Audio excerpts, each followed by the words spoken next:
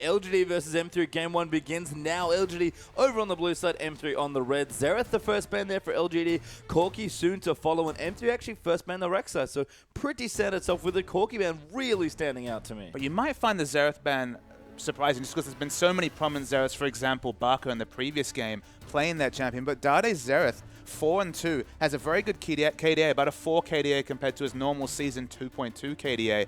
It's been a very strong champion for him, and with Azir and Xerath out of the pool, that's 16 games of practice gone completely out the well with just one ban, now that Azir not really seeing much play on patch 5.4. Yeah, M3 going to ban out Wayless's Ahri as well. Ahri has been so strong in the last few patches, and even though she was toned down a bit in 5.4, still very good, and there are so many good Chinese and Korean Ahri players, it seems like. So respect going to be given there, and LGD last ban Morgana, interestingly enough.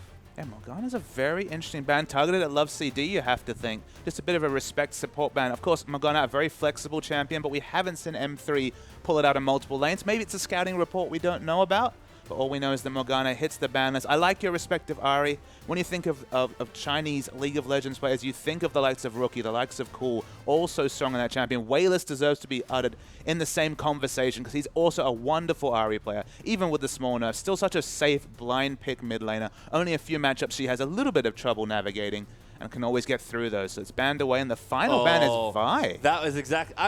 I'm not actually that surprised, because that's what I thought the Morgana ban was for. TBQ has played so much Vi. He's one of the few players still left playing it. She's still quite strong.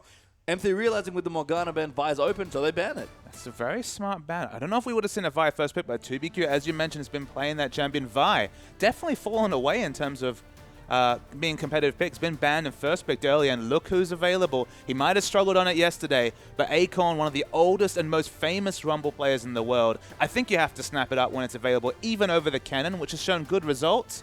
But it's Rumble. It's Acorn's Rumble. Flashes Poppy for a second there, but should be taking Rumble into this matchup and does indeed pick it up for himself. A lot of players in the LPL started playing Rumble in the early weeks. There were so many Rumble players, it looks like, but really at the end of the day, seems like it's just Acorn left consistently playing. Exactly. It's not a Rumble player, it's the Rumble player when we're talking about Acorn from LGD, formerly of GSG, and of course Samsung Blue, a wonderful Rumble player. Locked in. There's still a lot of competitive matchups. You know, Hecarim still could be a consideration for Lupa, even though he didn't find success in the champion yesterday.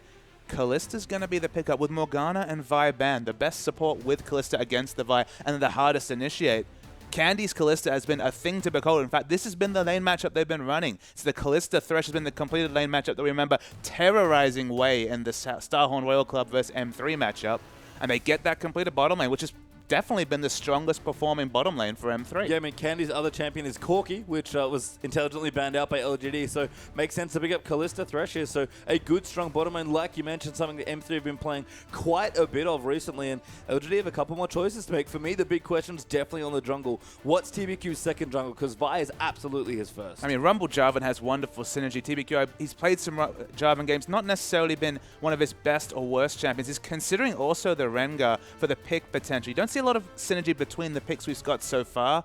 You know, we definitely don't see the pick support or the pick top laner to complement the Rengar, but we've already seen that Rengar can overtake a game with aggression in the mid game. But no, they go for the more tried and true Jarvan. I do like the Jarvan. It's reliable. You know exactly what the interaction will be between Rumble and Jarvan. Yeah, I like that pick a lot. Just makes a little more sense in the comp, like you mentioned. Jana there for PYL as well, one of his flagship champions. So a good pick up there. Complete the top jungle combo, like you mentioned. And M3 can have a look at some other picks. For me, we talked about Lupa. I thought about Isna. Wouldn't be surprised to see that at all here, but still plenty of good champions open. And the big question to ask is, are we going to see Dade try and blind pick LeBlanc again? He actually had a very good game on LeBlanc in the previous series. They're mulling a couple of interesting picks.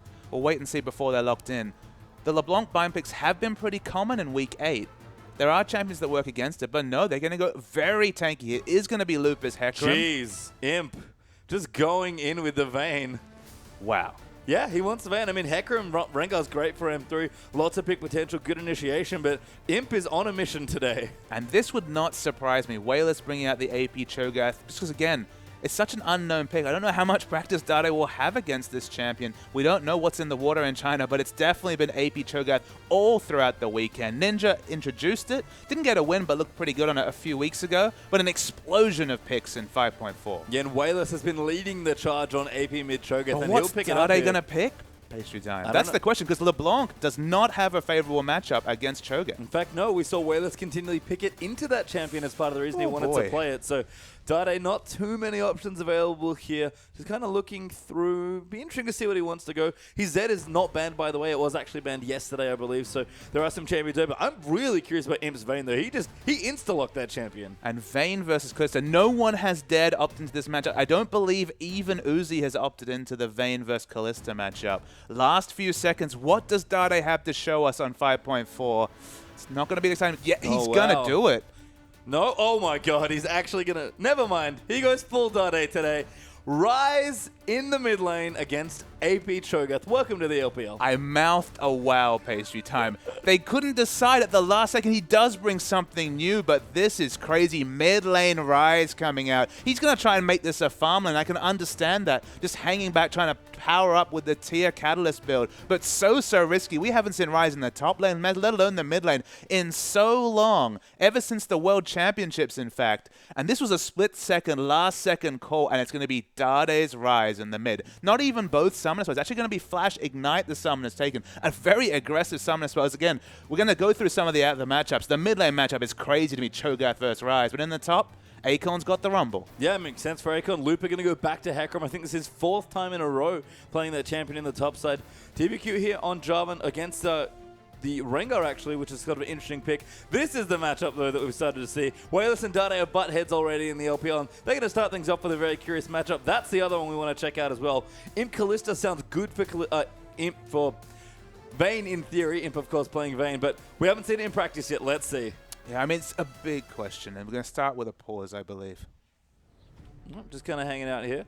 As, yeah, everything's going pretty well. This is a great last game to kick off our last best of 2. It's a massive game, Pastry time. So exciting in the mid lane. You have to worry, though. It's not just the AP Cho'Gath we're talking about. It's Cho'Gath Jarvan. So much gank pressure for just a Rise. And let's see what happens. We're getting onto the Rift.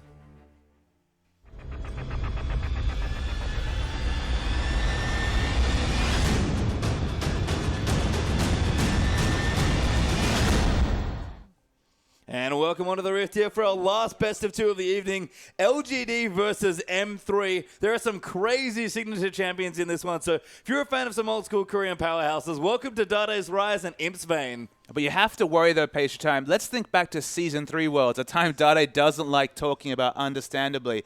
The Rise picks, the Rise overreaches, that was what was leveled against M3 at the time, Samsung White. And criticism of Dade that he would play Rise even though the patches didn't necessarily suit the champion. It kind of feels the same way in 5.4, I have to say. It's a bit of an overreach to go for such a risky champion in the mid lane against so much jungle pressure. Imagine just, at level 2, the Rupture coming through, the EQ combination, Rise very squishy in the early levels. You can see only about 500, 600 health. I don't know if he can navigate this laning phase, but there is theoretically safe far from him under the turret. Anywhere overextended, though, going to be Gank City. And I'm worried too, because we've seen that Wayless is not afraid to get in, hit you with a CC, and let's jump in and feast you with a flash. So Wayless has definitely played a lot of his mid lanes with AP Cho, surprisingly aggressively. But as I said, the other matchup here has to be Candy versus Imp. We could probably highlight it going in, but this matchup in particular, Vayne versus Kalista. Yeah, 2 hyper carries, one of them fiercely melee focused, one of them that buys the Hurricane and looks for the Ren set. Of course, the flexibility for Candy to take a different build. We have seen single target builds have some success in the LPL. For Kalista, they're going to actually start at the Grump, so it's going to be some extra experience in coming into lane. The lane swap is on, not surprising. It's actually opted into for Imp. I don't think Vaynes want to face Kalista in a 1v1 lane. Maybe after the Bilge Wars are completed, enough sustain to be able to opt into a 2v2, stop the Dragon pressure. But the freeze is on, and very standard lanes, despite the 2v1. I mean, I'm not completely convinced that the 1v1 matchup is not something you want, but you definitely don't want to take Vayne Janna, one of the most reactive, passive bottom lanes in the game, against Thresh and Candy, especially these 2. That's fair. You always have to complete the matchups, talk about the supports.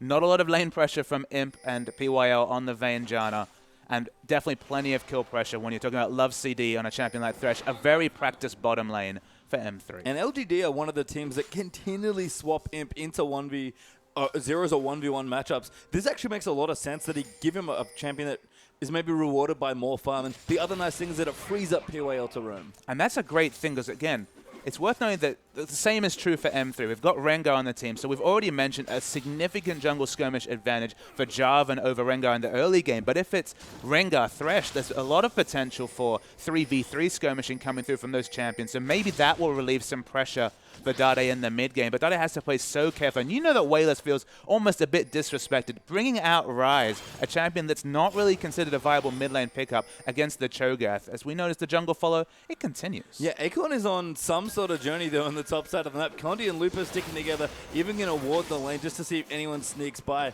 But we'll take the Krugs away here from LGD. Acorn, I think, is actually jungling. I mean, Acorn, he's actually started the Cloth Armor 5 potion, so there's a lot of early regen. I mean, of course, you're so flexible with starts with Rumble. If you're going to start in lane, maybe the Doran Shield just to navigate lane. In this case, as you mentioned, doing a lot of jungling, quite slow, but going to pick up the experience nonetheless. Yeah, helping a little bit out there for TBQ. We might even transfer into a fast push as well. We got 2 in the top lane already with that wave crashing in, but Acorn and TBQ will stick together for now. And with the reinforcements on turrets, definitely the fast push is just, you know, a speedy push. Definitely not that quick, but the result is going to be M3 going to be looking for the first dragon, as Dade already has multiple threats to worry about in the mid lane. This is a crazy accelerated game. Dade, though, does get screamed at. Will get silenced briefly. M3 is still juggling this dragon. They should be able to pick it up first, but Candy has done so much damage to the tower on the bottom side. Imp's been working on the top as well. First dragon going to go down at 4.5 minutes here, and this game is out of control already. Yeah, there was 4 members to juggle aggro, I believe 3, because we still saw Candy in the bottom lane, returns to the bottom lane. Minion waves are now equalized. Doesn't give a lot of stats early to Dade. He's just kind of happily farming in the lane. To be honest, if he goes unpunished, if he doesn't receive any ganks or turret dives, it's still a ticking time bomb. You have to remember that all the nerfs were kind of targeted around the safe laning phase of Ryze, specifically in the top lane as a ranged champion who is so good at bossing around melee champions. It's range versus melee in the mid lane. A short lane, so Dade is able to have flash as a good safety tool. And in the late game, still as strong as ever. Yeah, I mean, you can see Dade, they actually just ate a W there and took quite a lot of damage from a Rupture there as well. Starting with a Sapphire Crystal is going to accelerate his early damage and mana items, but he's real squishy here, and he has to be careful. I mean, the other reason why we don't see a lot of Ryze is similar to the reason we don't see a lot of Orianna. They're 1-item power spikes, 2-item power spikes. In general, the ramp-up time for Ryze is immense, and games are getting shorter and shorter. Fighting for the early dragons is more and more important. So we just don't see a lot of Ryze. But, you know, 28 minutes, we're talking about a fully stat Rod of Ages and working towards a Seraph's Embrace. Ryze is still going to be very, very teamfight ready. And the front line for M3 will be massively tanky. Hecarim, Rengar, and a tanky Ryze. That's a lot for Imp as a single-target champion to deal with. Yeah, I actually like the front lines for both.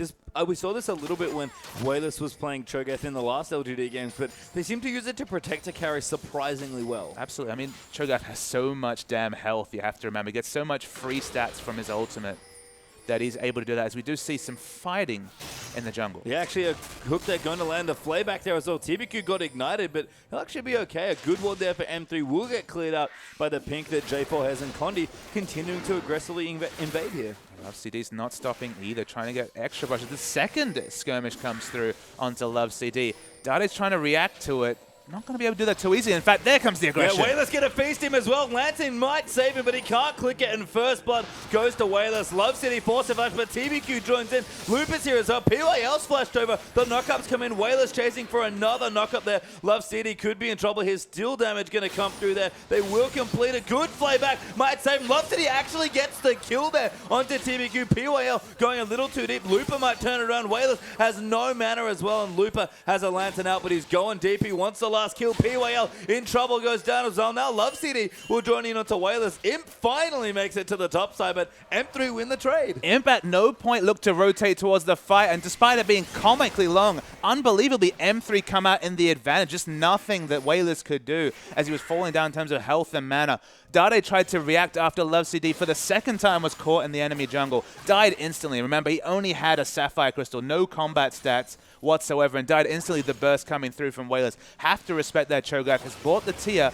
The turret finally falls in top, but Dade can't be doing too much reacting. We can't see too many aggressive invades when Dade just wants to be farming up that tier, farming up the catalyst, and just getting going for the 18 to 28 minute phase, not the 7-minute jungle invades. Yeah, no, not so good here as Condi stalking PYL as well. Love City also an intro hook, but PYL is going to back away to the mid side. Dade's good news, I guess, is that he's actually well on the way to his early mana items. Tier is done and Catalyst is almost complete.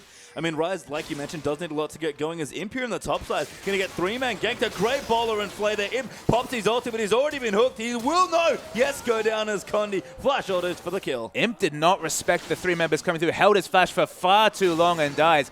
Everything has gone so much better than expected for M3, who waited to the last possible second to pull the trigger on their team comp, but they've picked up the first dragon despite having the Rengar, navigated Rengar to quads level 6 with a kill advantage, with all the skirmish advantages, despite having a severe skirmish disadvantage as LoveCD hits another death sentence onto Wayless.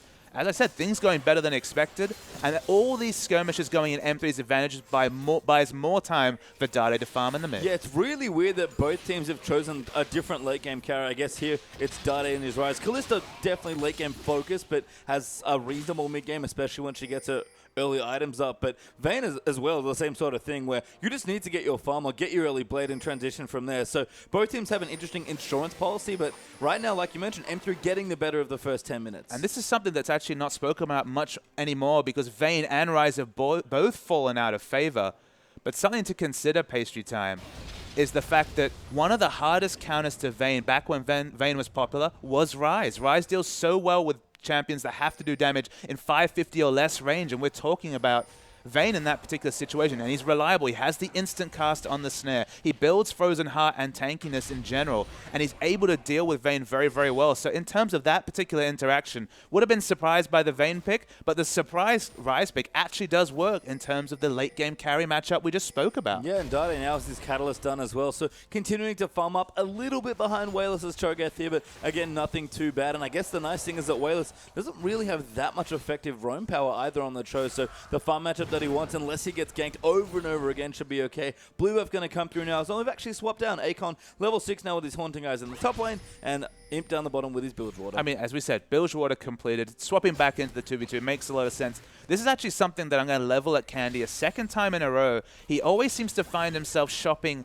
as an answer to the first lane swapping. In fact, showing up into lanes against a Bilgewater Dagger Vayne with no items. He's very late. He's very greedy with his first shot. In this case, buys a completed Hurricane. Looks like he won't be punished too much because, of course, Vayne can't really counter-push the wave too fast. But he needs to be a bit more on point with those shots if he wants to stay competitive in 2v2 skirmishes. Yeah, but like you mentioned, does have his Hurricane, so the first major item for Kalista, that really transitions and speeds up the next major item, which in this case, probably the Bloodthirster, given what we've seen so far in Kalista games. It's funny, we had a couple of weeks where people were building Infinity Edges, but everyone seems to be firmly on the Hurricane train. I think when we're talking about 2-3 engaged tanks that are in your face, absolutely go for the single target build. When we saw STYZ doing it in World Elite versus Vici Gaming, it made so much sense. He was against, I believe it was Scion Jarvan, something like that. Jarvan and another super tank, and he needed to be able to kill that diving in, armor stacking Jarvan. Made sense to go the single target build, but when you see Rumble locked in, there's only going to be at most one tanks, arguably Cho'Gath going to be tanky in terms of health,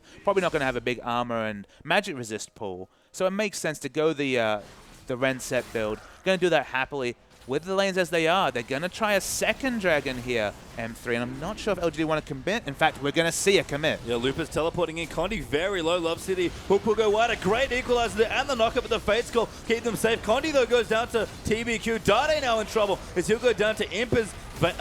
Vayne has found a way in here. The block does get thrown down there as well, but they'll back off. A 2-for-1 trade there. LGD ahead. Could you ever ask for a better equalizer than what we saw in that previous fight? That is the one spot in the map you cannot fight against the Rumble. It's hard enough at Dragons, but when you're all going to stand on a choke, Dade losing about half his health from the interaction, it's going to be Dragon to LGD. The answering Dragon comes through.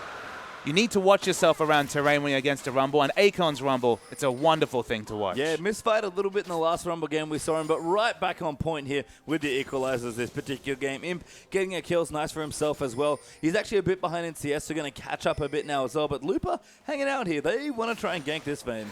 The Rod of Ages timing is going to be very much in Cho'Gath's advantage. The hook goes wide, but the Rod of Ages is the rush coming through from Cho'Gath. He's about 700 gold away at the moment, Dade, from matching the item timing. So it's definitely going to be a 22-minute 10-stack Rod of Ages to what's optimistically going to be a 26-minute Rod of Ages from Dade. Yeah, and it's just a late here. I mean, like you mentioned, Rise takes so long to get up that being delayed is just a big deal here for the Rise in the mid lane as Imp continues to farm down towards the bottom, working on that blade. Actually has some early Berserker gives. I like that a lot here. Just, you know, giving a bit more dueling power here and a bit more flexibility and mobility. But just in general, a very quiet game. A dragon apiece, a slight lead for LGD, and the tower probably the biggest thing.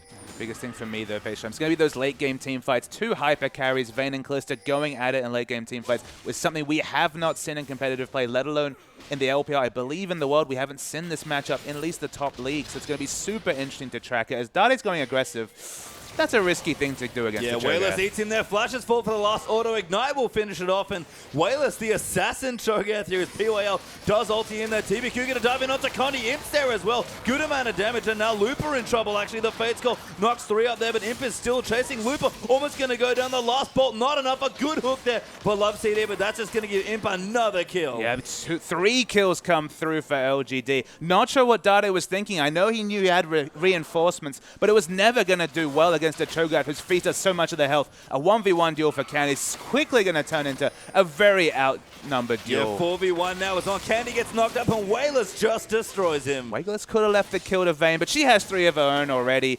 Understandable that he'll take it for himself. Completely out-rotated in that engage with M3 after a questionable fight start by Dade. And the weirdest thing to me has to be the fact that Wayless just seems so reliable on this Cho'Gath. You know, there's a lot of skill shot CC. We talk a lot about him having good follow-up CC, but not necessarily being a reliable engagement tool. But Wayless just seems to be on top of all aspects of this champion. And without cooldown reduction, you need to hit that rupture. Otherwise, you have no way to close the distance. Thankfully for Wayless, he did. Dade had no answer. Still has a very low health pool, despite the fact that he has a Catalyst, because, of course, Ryze's base stats very low. Belies is excellent scaling. But look, if you're going to opt into a fight early against Cho'Gath, Wayless is perfectly happy to do that. Yeah, he'll just flash Feast you. Here is Acorn in the top, so they're going to get ganked by Looper and Condi. Bowler goes wide. Second will hit for the slow, but they're going to move in there. The Fury gets another bowler down. Acorn pops his ulti though. That's a lot of damage onto poor Condi, but he'll get out of the way. Gets the kill on Looper, escapes out from under the turret. Condi could have been a bit more steadfast with using the bowler. Used it too early.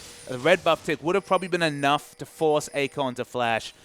They take a bit of extra damage, but no one falls. A successful gank for Rengar. Yeah, just the kill there coming through as Dade will continue to clean out CS here. Blasting one is up for him, but he really has a long way to go for that Rod of Ages here. 15 minutes in and still not finished. I think he has the gold for it now. He's going to back away, but doesn't have a lot of lane controls. In the bottom, we're seeing one of the first duels. Hey, Imp going to pop his ulti there. Love City going to get Fates called out. Imp chasing, but can't go any further. Couple summoners blown, and Imp with the Blade of the Ruin King now really starting to punish this lane. You have to admit that this lane is very amusing because usually in Thresh lanes, you have to focus the AD. If you focus the AD carry, Thresh will lantern him away. Now if you focus the support, they can Fates call away the support. So who do you focus? Maybe both. You split the aggro, you get a jungle gank. Either ways, M3 get away. Yeah, I mean, Imp is just aggressive here, though. I mean, hasn't quite shopped since the last few kills that he got. Does, of course, have his blade ready to go. 600 gold in the back pocket. Not a massive amount, but at least at this point, which is almost always the case in Vayne games, once she has her blade, she's not really afraid of any single AD carry. Yeah, it's a 1v1 build, you know. It's a split push build. You'll complement it with the Yoma's Ghost Blade just to focus on single target damage, whereas the Hurricane build is for lane control, but mostly for team fights. You know, single target versus team fight build. You don't want to opt into any fights, and Candy has to back away, cede more advantage to LGD that do not want to give this blue buff to Dade. Yeah, but it is going to go over to someone here. Looks like Wayless will be the one to collect it, although taking a lot of damage. Maybe TBQ, yep, we'll just smite it away there. Wayless doesn't really need it, perhaps has one of his own already, but Dragon back in a minute 20. Looper working on M3's first turret of the game here. Might be able to get it. Minion Wave does run out, though. Wayless level 11 now on the Cho'Gath, and he does have a blue buff. But M3 need to regard the first Dragon as a bonus, you have to think. This is against now the double magic penetration coming through from Acorn. You never really want to opt into a fight around the Dragon against a Rumble, but this is Rumble Cho'Gath. There's even set up CC from range for that Equalizer to be layered on top of. There's no items completed on Hecarim, just some intermediate items. So they don't want to be fighting until some big pickups come through. They need to back away and cede some advantages. Look, teams don't have a lot of success when we use that statement because teams have become so good in the LPL especially at just really snowballing mid-game advantages. But right now, Looper is not combat ready. Yeah, and there are towers falling left, right, and center. So a bit of gold there for Looper, getting the top tower. Bottom tower going to go down to Imp. Wayless already picked up the mid tower there as well. So much mid-game power like you just mentioned here for the LGD side. And Imp, he's not going to get a Ghost Blade. He's going for either the Static Shiv or the PD. You can say that. It's going to be the Zeal, absolutely complete. It's going to be the Static Shiv No, actually considers Phantom Dance. So it's still a Of course single it is. target build. It's the imp build. It's the most damage possible. As you mentioned, it is the imp build. So it's going to be a lot of single target damage.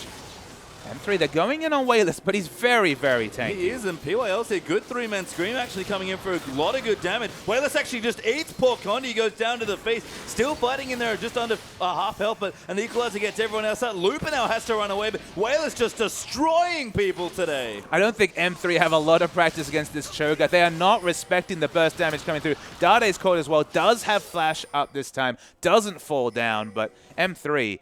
This is what happens when you have Ryze mid. He's just hoping for a long laning phase just to farm up. And LGD, how do they react? They take every advantage possible in the early game. Yeah, understandably not going to give him that long landing phase here. Scrying up there will spot out Kalista running away. Sentinel there will go down to Imp as another tower falls, I believe, in the bottom lane this time around. Yeah, minions managed to clean that one out. So M3, 2 for 3 now in turrets. LGD, though, on top of the second dragon, and will pick it up. You know, at least for the next 10 minutes, there's just not much M3 can do about this until they reach 2 tank items on the Hecarim. At least a Seraph's Embrace, but, you know, working towards the Frozen Heart for Ryze, and then Kalista also adding a Bloodthirst. So they're just not teamfight ready on all their carries. That's kind of the issue, is that Imp has a 1v1 advantage against Kalista just because of the item builds and just the natural build paths that Vayne and Kalista take.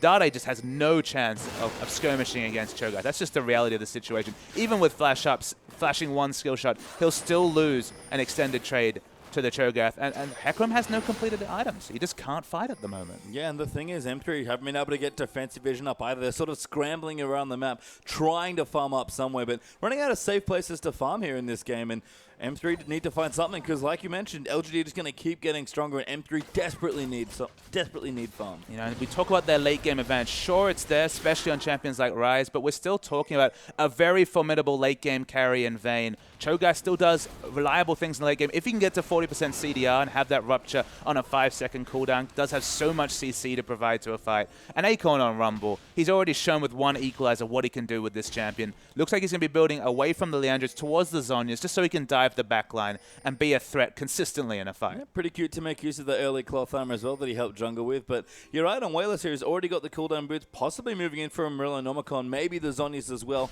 depending on what he wants. Even a death cap if he feels really far ahead, but that CDR is quite high right now. Will reach 40% relatively soon. I think with blue buff is already there as M3, yep. Still, again, looking for spots to farm, but there's no real empty lanes to move them into. Wayless now going to go in, pick up his blue buff, and should have enough CDR now. See what LGD want to focus on as their next objective. They have all 3 outer turrets, because taking inner turrets that much more risky. They haven't moved their vision adequately up into the enemy base and have to respect the pick potential of Rengar.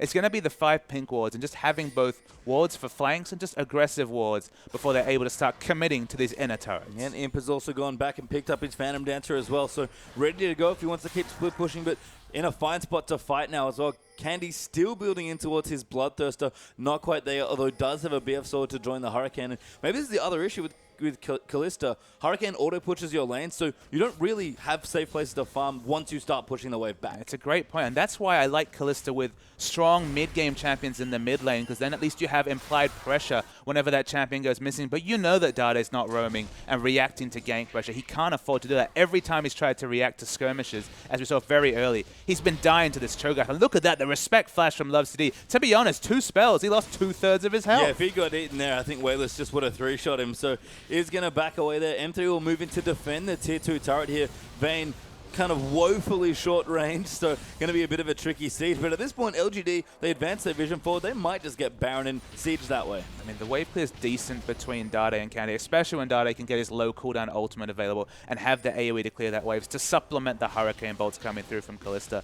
There's a lot of strategic holes, unfortunately, and maybe that's just the reality of the very late pick Ryze. It's not like it didn't seem like this was a pre-planned comp. They definitely had to really scratch the head when all the champions were not available. Didn't want to go towards the victor. Wayless takes a lot of damage under turret, but M3, they just can't fight. Yeah, Wayless has so much health as well. Is actually not too fussed about tanking a couple of turret bolts. Condi diving in onto TBQ. Actually popped his ulti for that, but couldn't complete the initiation. Level 10 for the Rengar, so the cooldown even longer than he might like it to be. And Wayless, like you mentioned before, using all the CDR, just poking ruptures out under turrets and zoning people. Yeah, Acorn's level 11. They have to respect all the magic penetration, and AP is built up. Vayne finally able to split push. The reason why we didn't see Imp go down bottom lane earlier is they didn't have any ward coverage to support a 1-3-1 split push. They still don't, but you just have Janna next to him, going to do just fine. Ooh, Dade, they're going to flash in. The Rupture, though, does disengage POL with a great ulti as well, and almost gets eaten, but Candy getting chased in. TVQ finds the knockup. Dade going to go down there to Imp, and they're just tower diving full on now. Looper finally gets his ulti up and gets the kill, but it's not enough there as Imp gets another kill. Condi going to get chased down. This should be the triple there coming to Vayne, but Jarvan takes it instead. 5 kills there for LGD. Wayless, we talked about the fact that he's going to have a large health pool, not other stats, but that's all you need when you're tanking turret. Actually had armor towards the zone, he's completed as well. And Imp, he turns it on. The Phantom Dancer shows how much single target damage he's doing, changes targets, and M3, they perish. Yeah, so much mobility there, just moving under the turret. And you know, Wayless does a lot of damage. Not that tanky, but just had the raw health, like you mentioned, to at least soak damage. Did go down. That was the only kill that M3 got. Looper did get the shutdown, though, so he's now completed his Frozen Heart to accompany his Spirit Visage. But M3 need a lot more gold like that if they're going to keep themselves in this game, because they're 8,000 gold behind already. It's two big pickups for Hecarim, but he doesn't have the Trinity Force. And it's really questionable to me to see a Hecarim go for the Ignite Teleport Summoners and not have either Boots or Mobility to go for the very big Devastating Charge Burst trade or Trinity Force. There's just not a lot of bursts coming out. What do you need the Ignite for to be combat ready? I mean, at the end of the day, he's just looking to be a frontline tank. The only CC he has at this point is the Onslaught of Shadows. So, look, he can do decent things in a fight, but he needs a lot of help. And at the moment, the Rengar is very far behind, doesn't have his Randuins complete yet. And Rise, the less said about Dade, the better. He's still at least 10 minutes away from farming up the 3rd item. When he gets the Frozen Heart, gets towards 40% CDR to complement the eventual Seraph's Embrace, then Rise is combat ready. But will the game go another 10 minutes before a landslide advantage, already an 8k advantage for LGD? What will it be in those 10 minutes? I'm not too sure, but it's looking a little dire here for M3 as both of LGD's big carries here, Wayless and Imp, have very impressive scores, both with 5 kills and 1 death. 5 assists there for Wayless, just the 4 there for Imp, who's been farming up some creeps in the meantime while that was happening. Mikhail's already done for POL. We can see how good Janna is at peeling off already. Dragon's back up, and LGD are just going to take it. This will be their 3rd dragon. This will be the 4th dragon complete. Of course, M3 taking the first one, getting greedy with the second, which started the snowball for LGD, and that's the 3rd dragon down. The movement speed only going to be more helpful when closing down these members of M3. Yeah, and Imp feels very comfortable right now. BF sword as well, so very aggressive, big damage build coming through early on. Just going to start split pushing. LGD will train towards the right-hand side to protect him, but don't really need to do too much. Dade going to clear some stuff out with his ultimate, but LGD all around this map might even look into a 1-3-1-esque looking push now. You know, 5 minutes ago we mentioned that Vayne didn't look for the split push. You can see why now. There's so many blue wards on the map. It's so safe for Vayne to split push, and to be honest, Looper has to really check himself with the Blade of the Ruin King active. He still will be able to get away with the Onslaught of Shadows, but just needs to respect the Vayne. But LGD are grouping and clearing out all of M3's vision. They have so little vision outside their map. They can see that Baron isn't being started, but apart from that, not too much. Yeah, and TBQ going to team up here with Akon, POL, and Wayless going to join the party, and another Tier 2 turret going to fall. That's 5 turrets now for LGD to M3's 2. 14-6 in kills there as well, and LGD is getting more and more ahead in this game. You can tell how far in front LGD is, because we almost always see Vayne split pushing, building up 3 or 4 items, then team fighting. But now, so confident are they, and with the Cho'Gath, Rumble, Jarvan combination, so much mid-game power, I can understand why. They're actually grouping around Imp, and they have to, we worry here, M3. There's so much Baron damage that Baron is a realistic objective from 20 minutes onwards. 6 minutes on from that 20-minute mark, they haven't started yet. They're lucky they have the ward down that they do, but Baron could go down, and it'll go down so fast to the damage from LGD. Yeah, we don't even get to see it that much, but Cho'Gath being able to help take neutral objectives is another nice thing about it. And of course, Imp at this point just does silly damage to neutrals. Yeah, between the W and the Blade of the Ruin King, going to be exploding the Baron. They're responding to the push, so the minion waves are pushing out for M3. Dade at the top. He's finished his Archangel stuff. I'll have a look to see how he's stacking the tier. Very good stacking. Of course, Rise uses his spells on cooldown, basically, so does get a lot of value out of the tiers. About 680 stacks, so we'll have the completed Archangels. Frozen Heart, one more 2,500 gold item. Rise is suddenly relevant, but until that point, he just does not want to opt into a fight. No, and LGD have slowed down a little bit here. Seem to be waiting between dragons, which could be a bit dangerous, honestly, given that M3 are looking to just farm up and scale, but the pressure's starting to mount a little bit. They'll re-ward down here, take over the jungle, and they need to find a plan. I'm very surprised that LGD haven't just tried to brute force the Baron, but they're taking the game pretty deliberately at this point. And it's interesting, as you mentioned, we just saw Rise pushing top. Doesn't have teleport, went for the Ignite Summoner spell, so not a lot of map pressure being exerted by M3. they're just going to be honestly relieved that they have a bit of time to farm. LGD, they want the Baron, but they haven't been able to get exclusive vision of the Baron pit just yet. So the result is 2, 3, 4 minutes of safe farming for M3. Will it make the difference? Maybe not. But at least it's pressure relieved from an M3 perspective. Yeah, a little odd that LGD's pin cords are as low down on the bottom right-hand corner of the map as they are, though.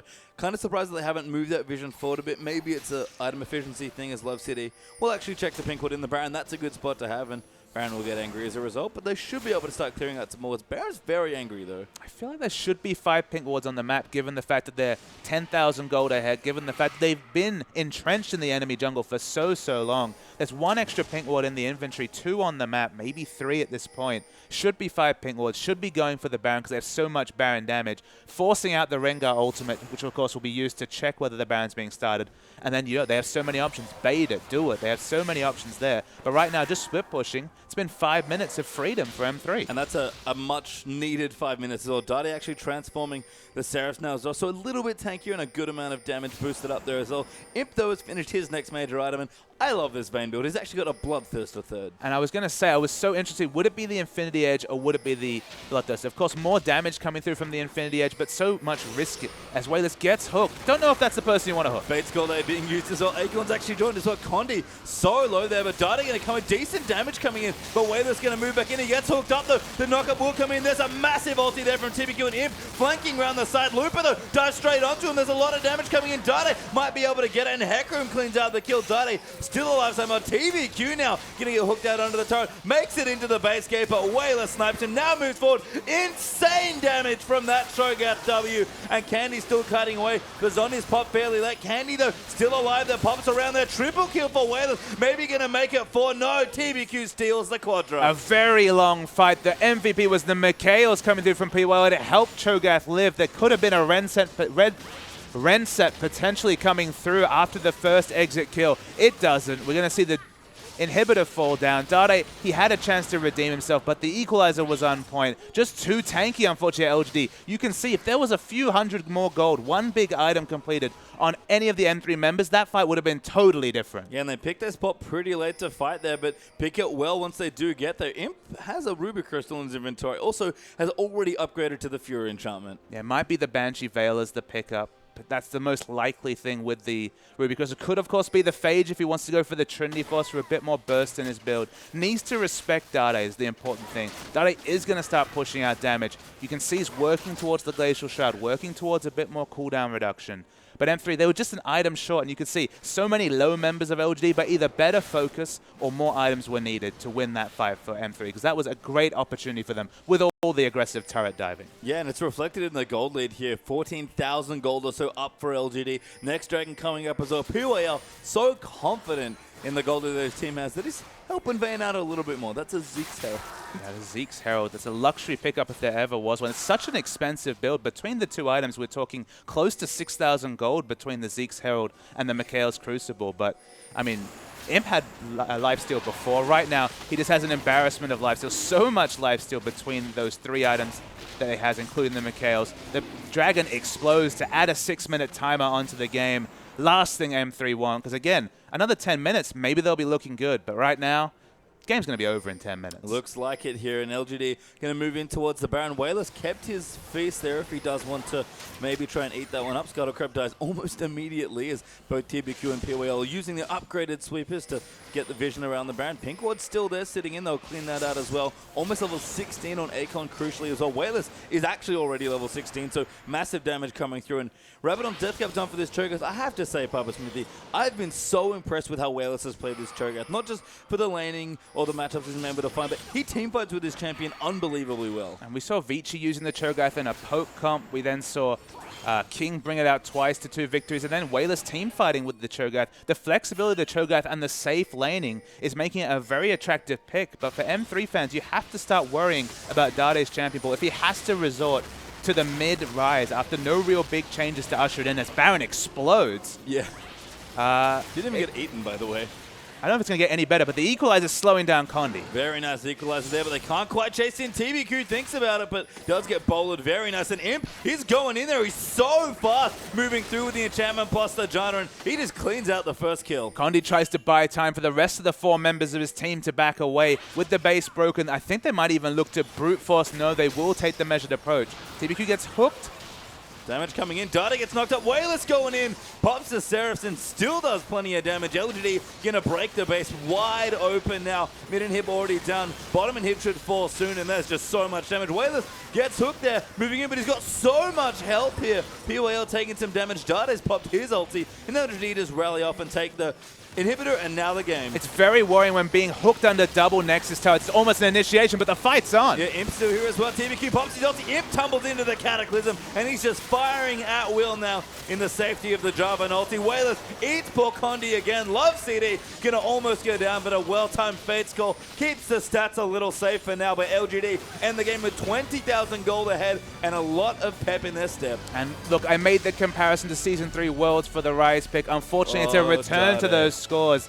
Dade looks a bit bemused, fixing the glasses. Definitely doesn't want to have eye contact with his team or the fans, you'd have to think. 0-6-2. The Rise pick didn't offer anything. I think he just didn't want to look at his screen and see his KDA, because like you mentioned, not a very glamorous one there for Dade. And the last minute Rise pick, it looked very rushed, it seemed like, but this has been the biggest thing. Dade's champion pool, always a question here on 5.4. We had a lot of players here that we thought we'd look at and what are they going to do? Dade had to be the biggest question. And there were a lot of champions banned. There wasn't a big pick, a lot of champions to pick from. That's why we're excited. We're like, okay, it's going to be something different. But Rise, that's definitely an overreach in terms of champion pool. And you worry, because if Wayless sees an AP Cho'Gath ban, Ari, one of those other champions is going to get through, and Dade's life's not going to get any easier. Yeah, and Dade has to change something. We'll see what it is after this quick break. Don't go too far. After this, we have Game 2 between LGD and M3.